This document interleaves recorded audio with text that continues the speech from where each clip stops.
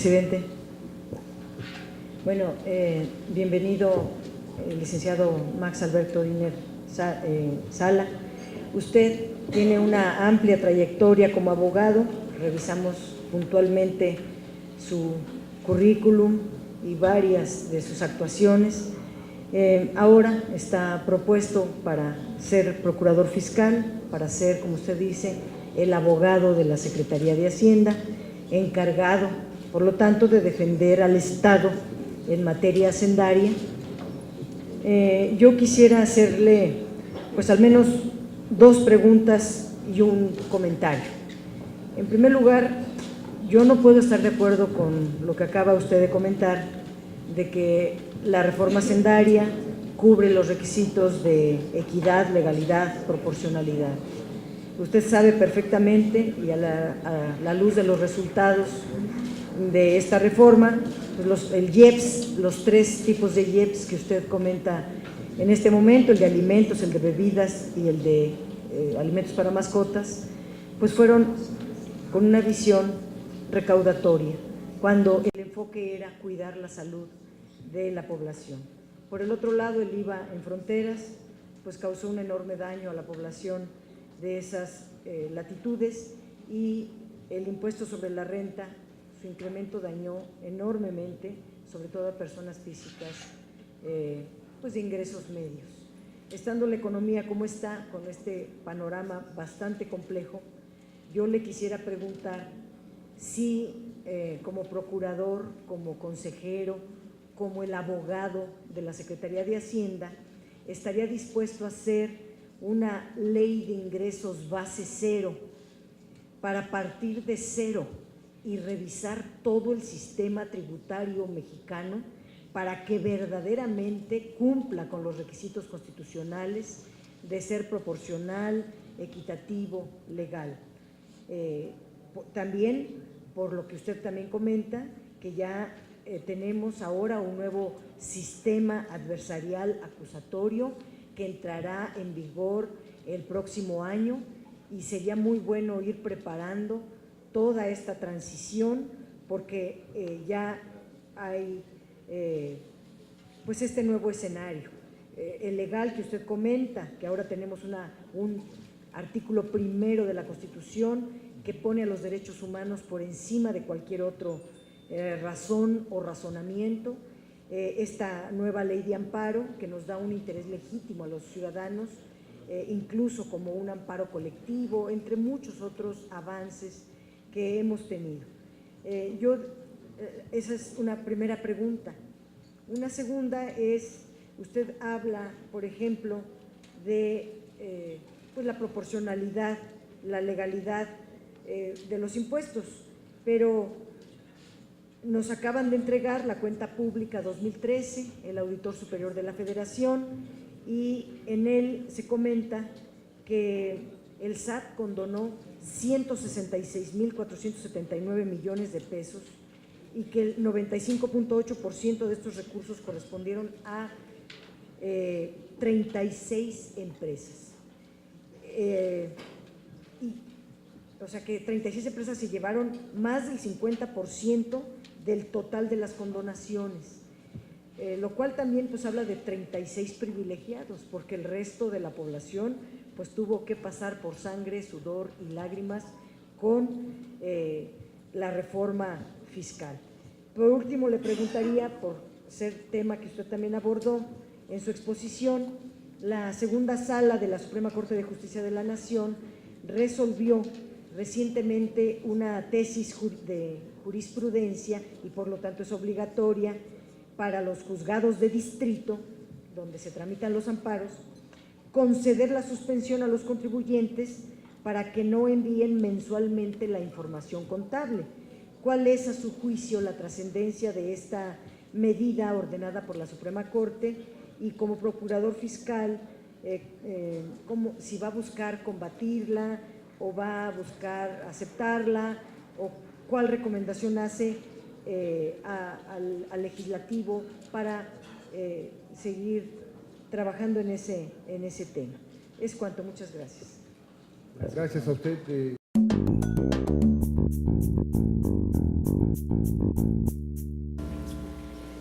bienvenido don Julián Alfonso Olivas. Gracias, senador. Ugalde. Pues usted tiene una carrera enfocada principalmente y a lo largo de muchos años en las materias de auditoría, de fiscalización. El cargo más reciente que ha tenido pues es el ser el encargado de despacho de la Secretaría de la Función Pública.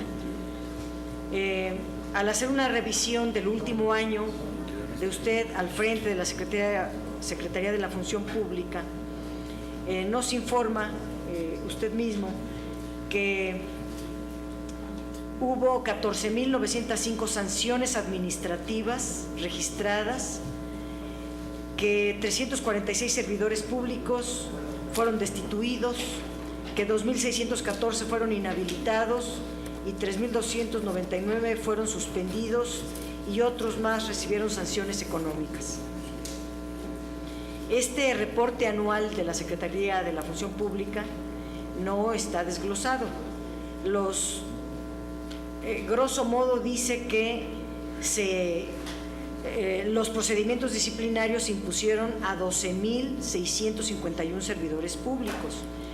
Las causas fueron negligencia, incumplimiento de la presentación de la declaración patrimonial, por haber violado las normas presupuestarias, por abuso de autoridad.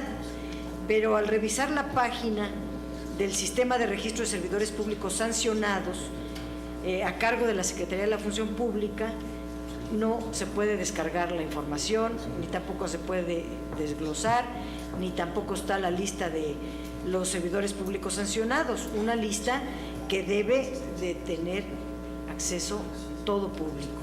Entonces debe de ser transparente, y esto preocupa por lo mismo que usted está comentando, porque ahora con el Sistema Nacional Anticorrupción, que ayer se votó y que recorrerá 17 estados al menos, pues va a adquirir esta nueva competencia de imponer sanciones a los servidores públicos y a particulares, y pues también fijará el pago de indemnizaciones y sanciones pecuniarias, etcétera. Ante esto, la pregunta sería si ya estando al frente en la Sala Superior del Tribunal Federal de Justicia Administrativa, pues va a seguir con esta opacidad, a mí me lo parece, o estas generalidades que nada dicen, como se ha visto al frente de la Secretaría de la Función Pública. Yo le pediría compromisos al respecto de este tema. Y segundo, yo quisiera preguntarle si usted conoce bien la materia fiscal, tributaria, con la especialización que requiere este cargo. ¿Se considera usted preparado para esta función? ¿Podría usted entonces citarnos algunos de los principales criterios o principales tesis jurisprudenciales que ha sustentado el Tribunal Federal de Justicia Fiscal y Administrativa? ¿Y cómo sugeriría usted garantizar la autonomía del tribunal y de los magistrados que lo integran para que no se convierta en un órgano más donde haya impunidad de actos de corrupción? Muchas gracias.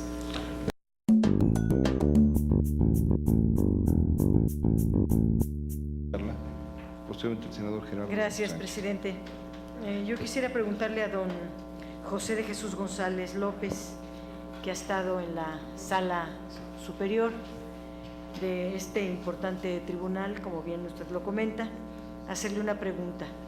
El año pasado la Secretaría del Trabajo impuso una multa al Grupo México por falta de medidas de seguridad en la mina Charcas de San Luis Potosí, que de 5 trabajadores. Esa multa fue fijada en 13.445.000 pesos. Esta multa no la ha querido pagar el Grupo México.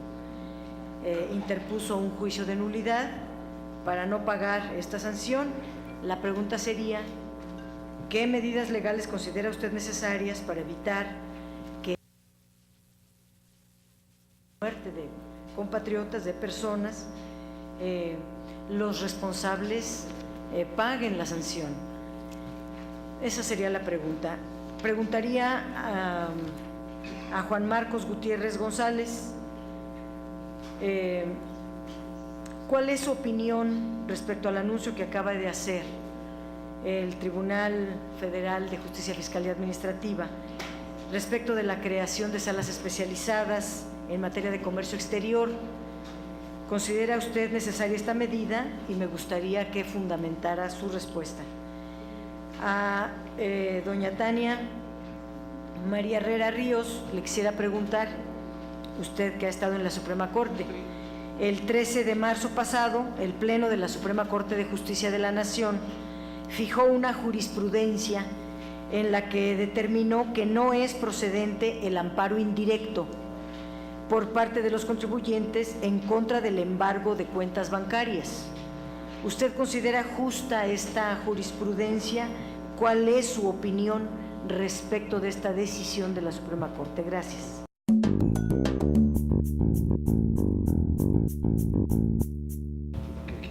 Gracias, presidente. Bienvenidas, bienvenido. Yo quisiera preguntarle a la licenciada María Fabiola Quintamayo, si usted estuviera como magistrada en la sala del tribunal y hubiera un litigio y una de las partes le solicita una cita y le entregara un proyecto de sentencia conforme a la opinión del propio litigante, ¿usted considera legal o lo consideraría legalmente procedente? Me gustaría que justificara su respuesta.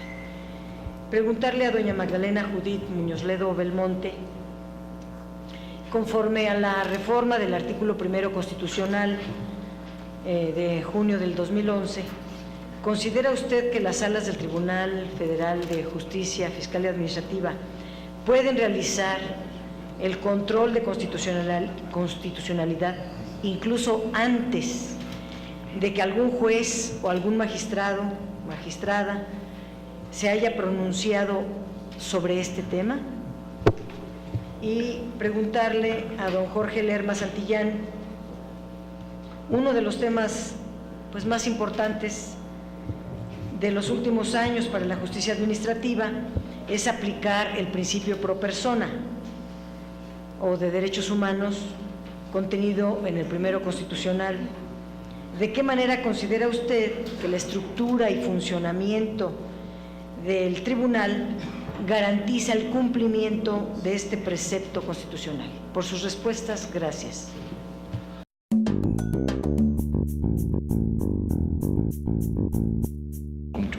Sí, yo le quiero hacer una pregunta a las dos aspirantes y al licenciado. A mi tocaya, a Dolores Omaña Ramírez, un poco en el mismo sentido del senador, quisiera preguntarle, en virtud de la reforma constitucional que ayer se aprobó, una vez que termine por el permanente, se crea este Sistema Nacional Anticorrupción, va a adquirir las nuevas competencias en materia de sanciones a servidores públicos, a particulares, y además pues también el pago de indemnizaciones, todo eso que usted ya conoce. La pregunta sería cómo garantizar la autonomía del tribunal y de los magistrados, magistradas que lo integran, para que no se convierta en un órgano más del Estado, donde pues se dispensan muchas de las faltas administrativas, incluso las graves, y se permita la impunidad en actos de corrupción. A don Marcos Gutiérrez González, José Raimundo Rentería Hernández, perdón, le preguntaría cuál es su opinión acerca de que ahora los nombramientos a magistrados del tribunal, me refiero al Tribunal Federal de Justicia Fiscal y Administrativa, no gozan del carácter de inamovilidad. Y a la licenciada Elizabeth Ortiz Guzmán le preguntaría Las recomendaciones que emite la PRODECON, la Procuraduría de Defensa del Consumidor, no son vinculatorias ni para la autoridad fiscal ni tampoco para el Tribunal Fiscal. Sin embargo, la PRODECON, en su carácter de técnico especializado en materia fiscal, el juzgador debería de tomar en cuenta las recomendaciones de ese órgano descentralizado como auxiliar para que el juzgador norme un determinado criterio. La pregunta sería, ¿qué valoración jurídica otorgaría usted a alguna recomendación de la Procuraduría de Defensa del Consumidor si un contribuyente la exhibe como prueba en un juicio de nulidad que usted estuviera llevando en la sala como magistrada de ser nombrada? Gracias.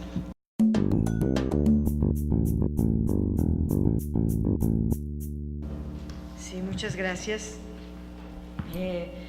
La pregunta sería para don Jorge Luis Revilla de la Torre. Le quisiera preguntar qué opina usted de la justicia administrativa en México como un medio para solucionar conflictos de interés entre el gobernado y las autoridades.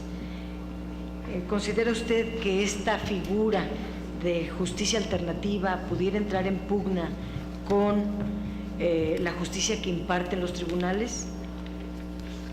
Para doña Amalia Tecona Silva, pues yo le iba a preguntar esto de el principio pro persona, pero en su propia exposición lo contestó muy bien, así que le haré la pregunta siguiente. Históricamente se ha cuestionado si el Tribunal Federal de Justicia Fiscal y Administrativa no está inscrito en el Poder Judicial, sino en el Poder Ejecutivo. Atendiendo al principio de equilibrio de poderes, ¿usted considera necesario un replanteamiento de esta naturaleza que actualmente tiene el tribunal? Y a don Alejandro Sánchez Moctezuma le preguntaría, en materia fiscal existe un doble debate o un debate sobre si las personas morales gozan de derechos humanos ahora reconocidos en la Constitución. Me gustaría conocer su opinión sobre este tema, tomando en cuenta lo que recientemente resolvió al respecto la Suprema Corte de Justicia de la Nación. Muchas gracias por sus respuestas.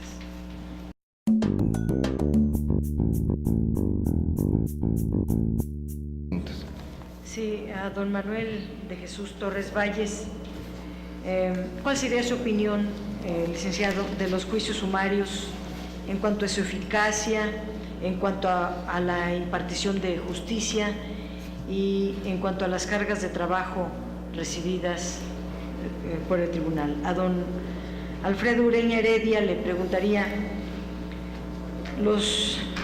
¿considera usted que la inclusión del juicio en línea fue benéfico para impartir justicia? ¿Qué evaluación hace usted de estos juicios y en qué porcentaje se realizan? ¿Qué puede en general decirnos sobre los juicios en línea?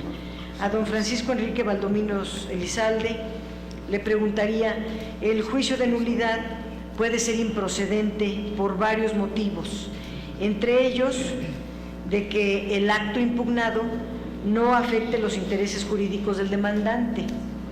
¿Considera usted que si en el juicio de amparo es suficiente acreditar el interés legítimo para poder imponer el juicio de amparo, ese criterio debería de ser aplicable para que también proceda el juicio de nulidad? Por sus respuestas, gracias. Muchas gracias, senadora.